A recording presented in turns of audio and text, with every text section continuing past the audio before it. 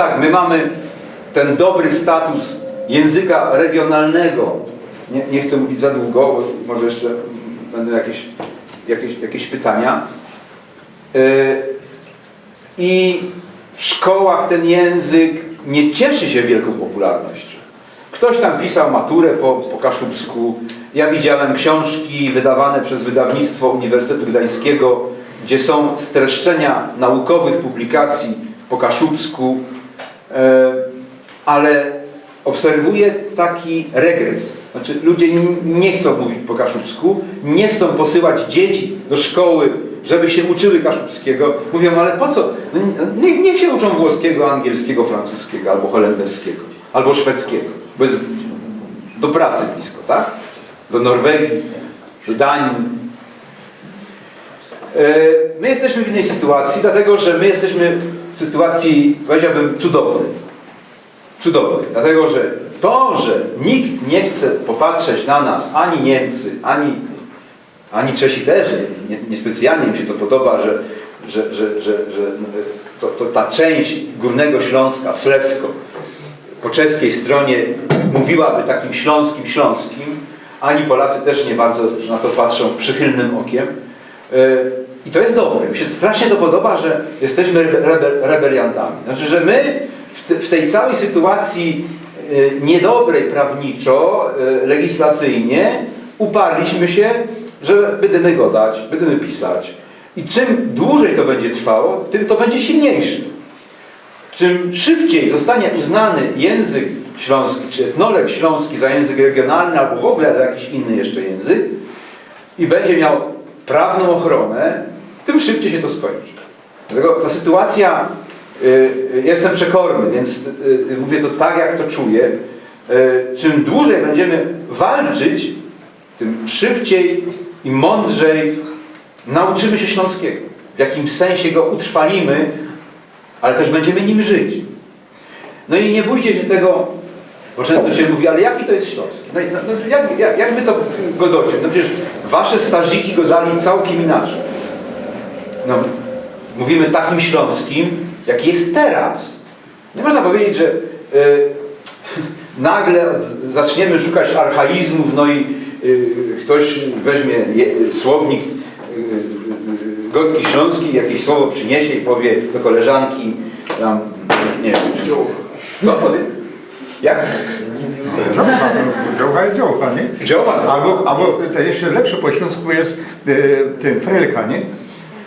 Frelka, nie frelka, ale użyje takiego słowa. Aha. I nikt go nie zrozumie. Aha, że nie będzie wiedział. Nikt go nie zrozumie. A po co nam? Język jest narzędziem komunikacji. Język jest potrzebny jako komunikacja i coś żywego. On się tak rozwijał, ponieważ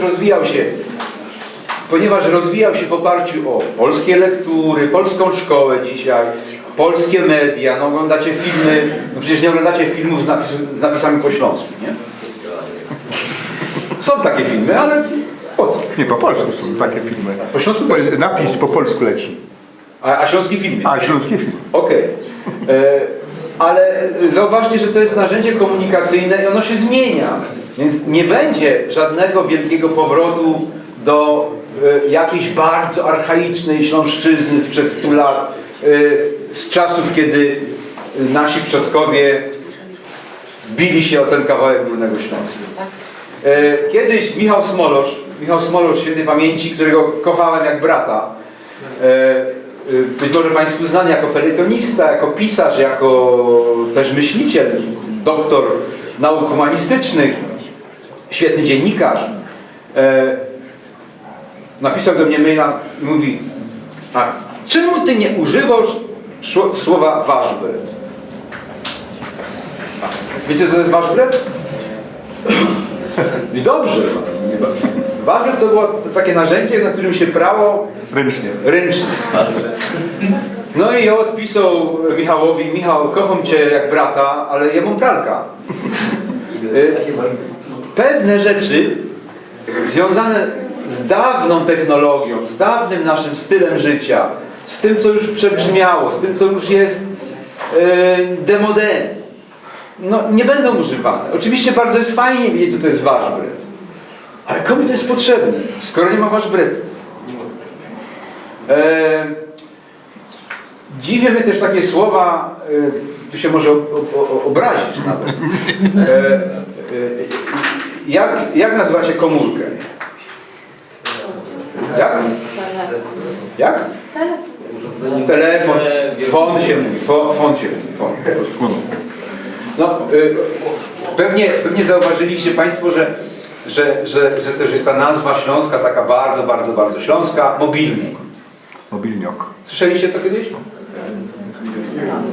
No jest fajna, no ale jest tak zmyślona, jest tak zmyślona, jest tak wykombinowana i przekombinowana. Oczywiście, jeśli się przyjmie, okej, ale jeśli się nie przyjmie, no to będzie telefon z tą dziwną naszą literą samogłoską U, telefon. I też jest dobrze. Nie miejcie kompleksów, kiedy mówicie po śląsku. Nie szukajcie na siłę słów, nie szukajcie na siłę... to jest takie snokwianie. Znacie słowo snokwianie? Wynokwianie, snokwianie? Wymyślanie na siłę pewnych rzeczy, wymyślanie ich po to, żeby, nie wiem, zaistniało. I to jest problematyczne. Odchodzę teraz trochę od tego, co mówię o języku i wracam do roku 1922. Jest już po powstaniach, część ludzi jest zadowolonych z tego, część wyjeżdża z Górnego Śląska, część się przenosi na niemiecką stronę, ci z niemieckiej na polską stronę. Często mieszkają po polskiej stronie, jeżdżą do pracy na niemiecką, mieszkają po niemieckiej, jeżdżą na stronę polską do pracy i to jest taki świat. I słuchajcie, to był świat po 22 roku dziwny, ale to była prawdziwa Europa. To była taka Europa, jakiej byśmy dzisiaj chcieli. Nie było ważne, kto gdzie pracuje, w jakim języku mówi, no robi, zarabia, żyje. Natomiast istniało to przeświadczenie, że Górny Śląsk został podzielony.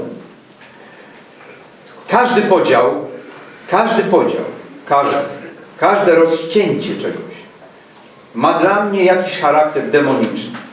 Ma dla mnie charakter diaboliczny. Znacie słowo diabeł? Ono pochodzi od diabolos, to jest ten, który rozcina na pół. Diabolos to jest ten, po grecku, to jest ten, który tnie na pół, ma dwie części, a jak się ma dwie części, to łatwiej nimi zarządzać i łatwiej je zniszczyć. Więc to była jakaś tragedia, że ten Górny Śląsk się nam rozleciał i rozpadł na dwie części. Ale z drugiej strony popatrzcie, jakie to było. Jest granica, ale jej nie ma. Jeśli jechało się tramwajem, się przejeżdżało czasami 3 razy przez granicę. No bo tak się jechało, tak te tramwaje kursowały. Było się w Europie po prostu. Nasze doświadczenia na Śląsku, na Górnym Śląsku z wielokulturowością, jakkolwiek Ślązacy, to mówię z przykrością, pamiętajcie, że mówię to niemal ze łzami w oczach, nie są zbyt tolerancyjni dzisiaj. Ja to rozumiem.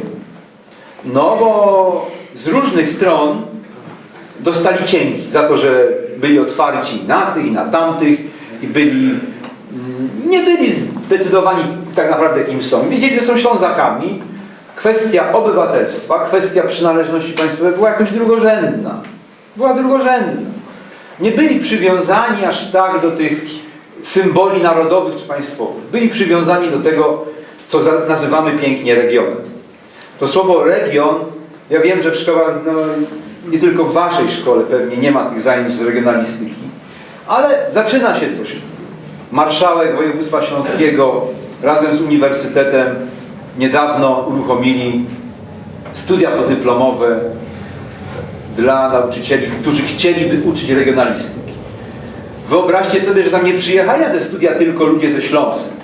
Są ludzie z Rzeszowa, z Przemyśla, z Kaszub, z Dolnego Śląska, z Wielkopolski. Tam też jest regionalizm. Ja często mojemu koledze, który jest iberystą, tłumaczem, ale jednocześnie dermatologiem, czyli zajmuje się różnymi chorobami skóry, tak opowiadam o tym Śląsku z takim entuzjazmem, co to się u nas dzieje, jak to... A on mówi, ale u nas się to samo dzieje. U nas w Wielkopolsce też się uczymy i chcemy dużo wiedzieć o Wielkopolsce jako regionie. To samo wam powiedzą ludzie z Dolnego Śląska, którzy najczęściej przybyli ze wschodu albo z innych stron Polski, a dzisiaj nagle odkrywają, jakie to jest niezwykłe dziedzictwo. Żyją regiony. I ludzie się o tych regionach chcą uczyć. To, czego nam brakuje, to nie tylko wiedza historyczna. Brakuje nam metody, jak o tym atrakcyjnie opowiadać.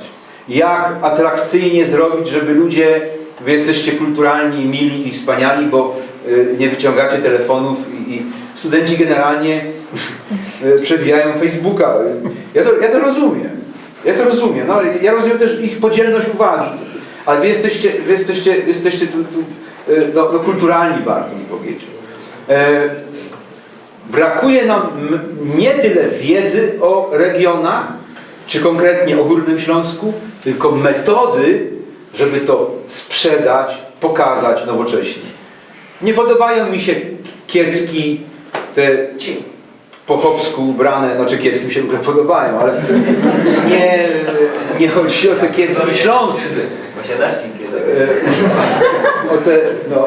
O te po chłopsku ubrane. Po chłopsku obleczone. Słuchajcie, no fajne są te starsze panie, no, ale są one sexy?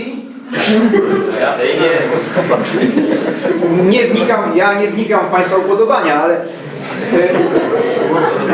co chcę powiedzieć? To musi być pociągające. Ta śląskość musi być sexy. Ta śląskość musi być sexy, ona musi być modna. To nie chodzi o to, żeby był kołosz i tak będziemy się z tym męczyć. Ten kołosz, krupnioki.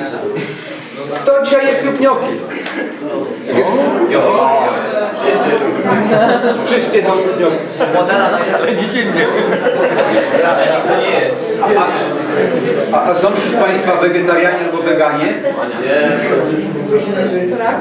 Nie przyznają się, bo są mniejszością. Nie przyznają się, bo są mniejszością.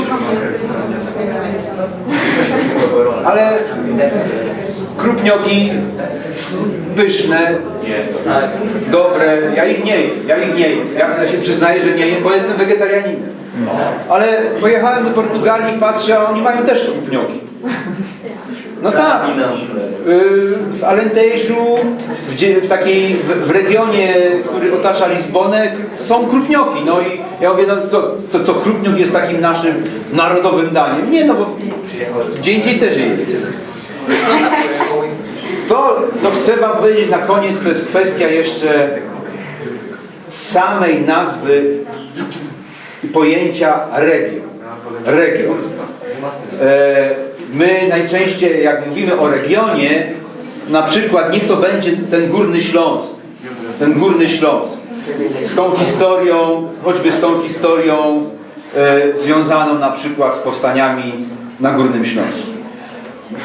Słowo region i w słowie region jest niezwykłe bogactwo.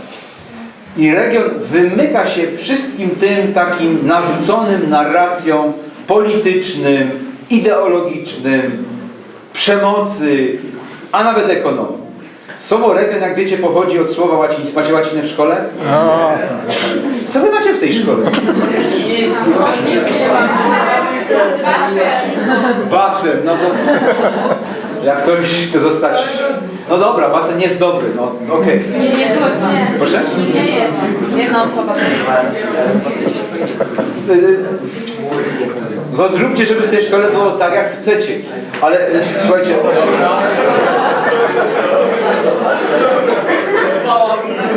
Dobra, to nie był dobry pomysł. Ale skupcie się jeszcze na 8 minut. Skończę tym słowem region.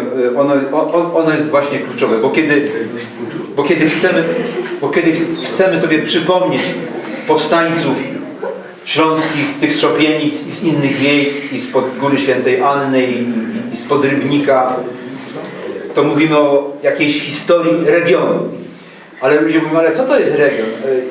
Region ma granice, region może mieć jakąś historię, region może mieć jakiś swój język, może mieć jakieś zwyczaje, które już są odgrzewaniem takim późnym, takim trochę muzeum Górny Śląsk przez te swoje zwyczaje tak dziwnie traktowane na kolanach staje się skansenem.